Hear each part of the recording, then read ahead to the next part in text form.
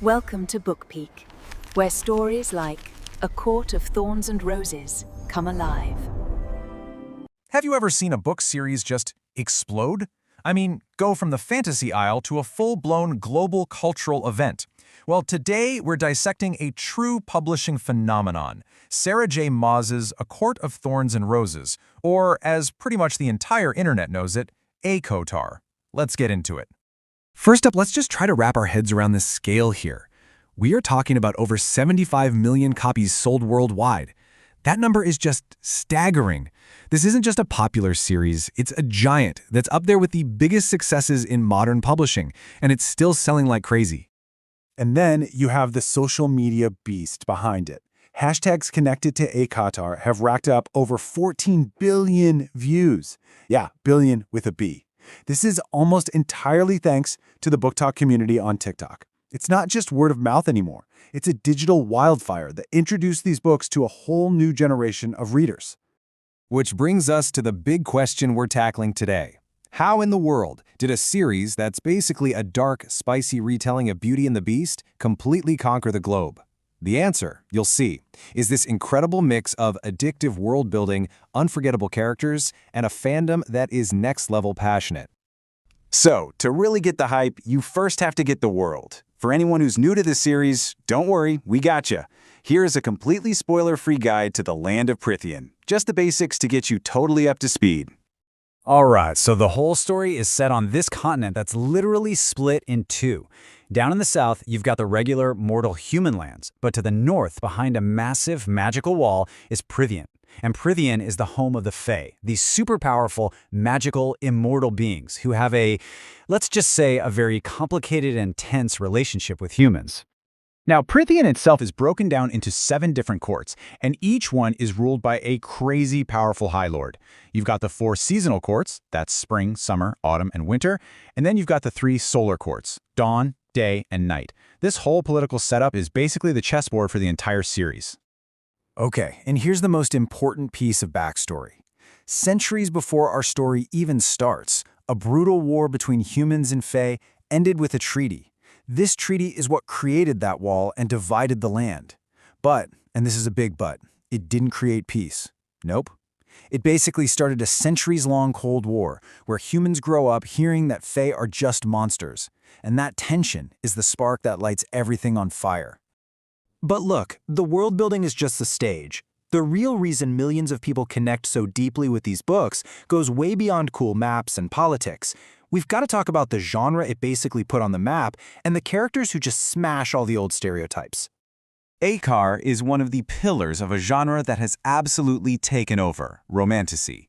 You know what I'm talking about. It's that perfect addictive blend of high-stakes fantasy, like wars, magic, and ancient evils, with these sweeping, epic, character-driven romances. It's the best of both worlds, and it's exactly what the book talk audience was starving for.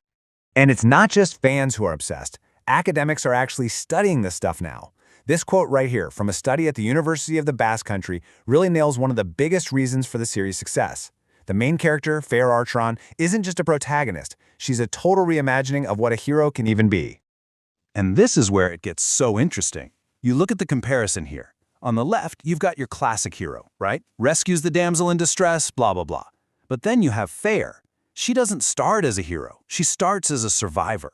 Her strength isn't some static thing she's born with. It comes from her resilience, from adapting. And maybe most important of all, she absolutely refuses to be a prize for some guy to win. That shift is everything. So when you have characters this complex, you get one of the most engaged fandoms on the planet. I mean, between book releases, this community keeps Prythian alive with non-stop discussions, heated debates, and some truly mind-blowing theories. And right now, the #1 burning question is all about the next book. On July 12, 2025, the author herself confirmed that she finished writing the 6th book. After waiting for nearly 4 years, the fandom is basically vibrating with one question. Whose story are we going to get? The speculation has pretty much boiled down to 3 top candidates. Is it going to be Elaine, Feyre's sister, whose seer powers could totally drive the next big plot? Or could it be Mor, who we know has a deep backstory that's still mostly a secret? Or will it finally be Azriel, the mysterious shadow singer who's at the heart of a love triangle that has literally torn the fandom in two for years? But it's not all just about shipping and romance. There is a much darker theory that has really taken root in the fandom. A theory that a devastating betrayal is coming, not from an enemy, but from inside the core group of heroes.